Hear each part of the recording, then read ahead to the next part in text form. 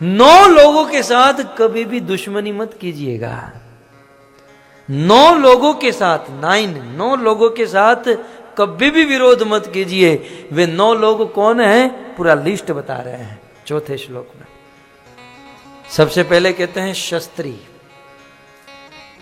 यदि किसी के हाथ में शस्त्र हो और हमारे हाथ में शस्त्र न हो तो ऐसे शस्त्री के साथ कभी भी विरोध ना करें, क्योंकि वो तो तुरंत घोड़ा दबा देगा। वो शस्त्री कहे कि तुम गधे हो, हाँ भाई गधे हो, क्योंकि गधे को भी बाप बनाना पड़ता है? तो शस्त्री से, चाणक्य पंडित ने नीति शास्त्र में भी लिखा है, शस्त्री प्रमेदी नृपति शठो वैदो धनी कवि बंदी गुणित अति ख्यातम वर्भिन विरुद्धत्यताम। इन लोगों से विरोध नहीं करना चाहिए। आप सब लोग इसे याद रख लीजिएगा। मैंने माता जी को इसलिए आगे बुलाया क्योंकि लास्ट में उनका नाम आ रहा है। तो सबसे पहले शस्त्री, जो जिसके हाथों में शस्त्र हैं उनसे विरोध ना करें, कभी भी चला देगा।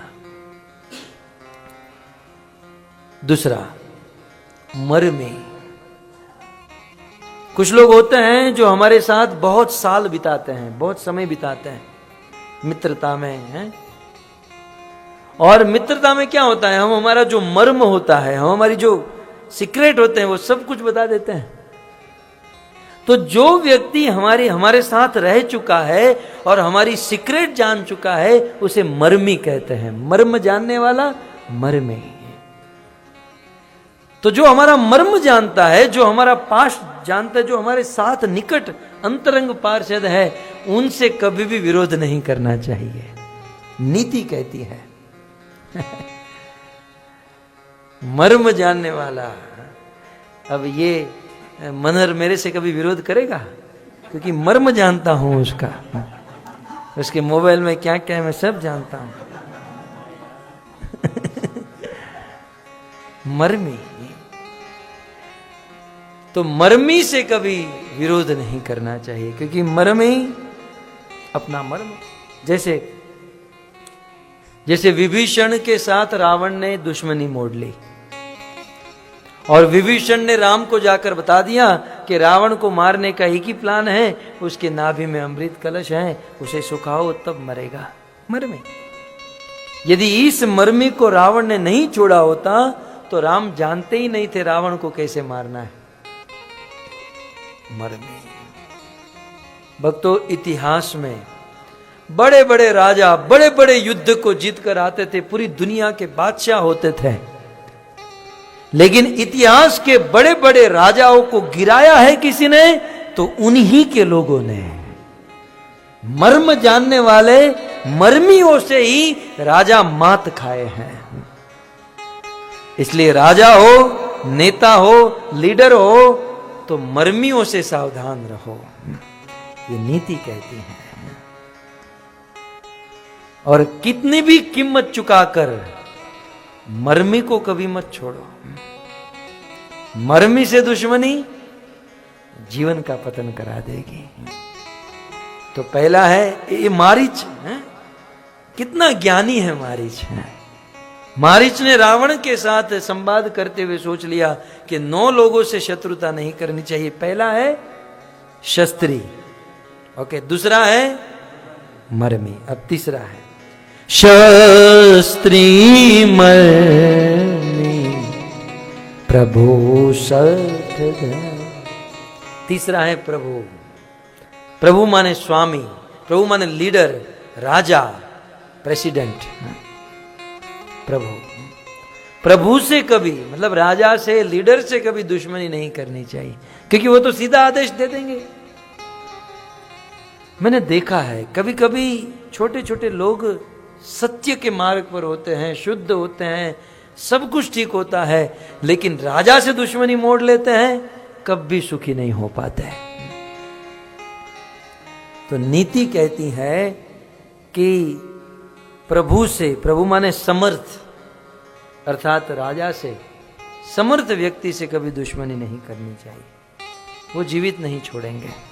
कितने हुए? 3। चौथा है शर्ट। ये मुझे चौथा पॉइंट तो बहुत अनुभव हो चुका है। जो शर्ट है, जो मूर्ख है, उनसे कभी दुश्मनी नहीं करनी चाहिए। हमारे गुरुदेव कहते हैं कि बुद्धिमान से दुश्मनी अच्छी है, मूर्खों से दोस्ती करो उससे अच्छा है किसी बुद्धिमान से दुश्मनी कर लो। ये मूर्ख लोग आज नहीं तो कल तुमको लेकर डूबेंगे। तो शर्ट से कभी भी वैर नहीं करना चाहिए, न वैर न दोस्ती। शर्ट से कभी भी कोई नाता नहीं रखना चाहिए, क्योंकि जो शर्ट होते हैं वो अपनी हानि या लाभ स्वयं ही नहीं जानते हैं। वो यही नहीं समझ पाते कि इसमें मुझे हानि है या लाभ है, लॉस है या प्रॉफिट है। तो शर्ट 4। 5वां है धनी। धनी के साथ कभी पंगा नहीं लेना चाहिए। यदि चैन से जीना चाहते हो, शांति से भजन करना चाहते हो, तो धनी से कभी भी दुश्मनी नहीं मोड़नी चाहिए, क्योंकि धनी धन देकर खरीद लेगा, कानून को खरीद लेगा, सबको खरीद लेगा। तो धनी से दुश्मनी ना करें। और जब समाज में जब झगड़ा होता है तो लोग धनी का ही सपोर्ट करते हैं, धनी के ही पक्ष में चले जाते हैं। वो तो खरीद सकते हैं आदमी को। तो धनी से कितने हुए? 5 हुए। शस्त्री में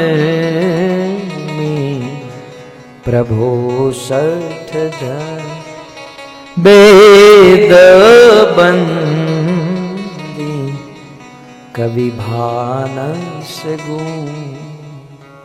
वेद, वेद माने वेद। डॉक्टर से कभी झगड़ा नहीं करना चाहिए। वेद से, डॉक्टर से कभी पंगा। कुछ लोग डॉक्टर के साथ झगड़ा कर लेते हैं। मान लो किसी हॉस्पिटल में आपको एडमिट किए और फिर जब वहाँ से छुट्टी मिल रही है तो पैसे कम कराते हैं और फिर कहते हैं हमारे पास कम है, ऐसा वैसा है। तो डॉक्टर एक बार तो कह देता है ठीक है चलो, लेकिन अगली बार तू आएगा। हाँ? दूसरी बार जब जाते हैं तो कोई गलत दवाई दे देगा कहीं ना कहीं। तो वेद से कभी भी दुश्मनी नहीं करनी चाहिए। 7वां है बंदी। बंदी माने बंदी, मागध, चारण, भाट, ये जो होते ना।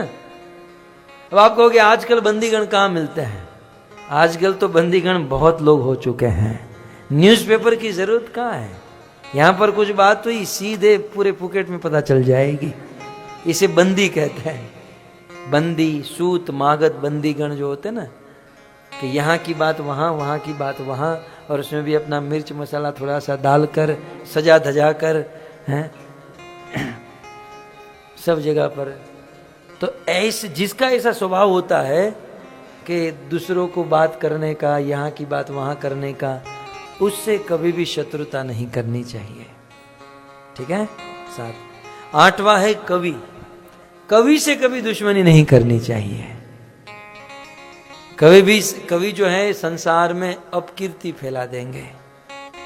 कवि से कभी दुश्मनी नहीं करनी चाहिए। कवियों में आप वक्ता को समझ सकते हो। कवियों में थोड़े बहुत वक्ता आ जाते हैं। किसी वक्ता से दुश्मनी कर ली तो माइक तो उसके पास ही है, वो तो जहां जाएगा वहां बोलता रहेगा, है ना। तो कवियों से दुश्मनी नहीं करनी चाहिए। 8 और 9वां है भानस गुनी। भोजन बनाने वाले से कभी दुश्मनी नहीं करनी चाहिए। भानस गुनी, भानस गुनी अर्थात पाकशाला। अमर कोश में भोजन बनाने वाले के लिए, लाल बाबू आए ना, भोजन बनाने वाले के लिए 7 शब्द का इस्तेमाल हुआ है। जैसे हम कुक कहते हैं ना, इंग्लिश में कुक कहते हैं, और हिंदी में क्या कहते हैं? रसोइया, महाराज। तो इसके एग्जैक्टली संस्कृत में क्या कहते हैं? सूपकार। एक सूपकार, दूसरा है बलू, तीसरा है आरालिक, चौथा है आंधसिक, 5वां है सूद, 6वां है औदनिक और 7वां है गुण। तो भानस गुणी माने भोजन पकाने वाला। भोजन पकाने वाले से कभी शत्रुता नहीं करनी चाहिए, फिर चाहे पत्नी हो चाहे कोई बाहर का हो। अब पत्नी से दुश्मनी की तो बैंगन की सब्जी ही बनेगी या करेले की सब्जी बनेगी। तो इस प्रकार से मारीच अपने मन में सोचता है कि 9 लोगों से दुश्मनी करना ठीक नहीं।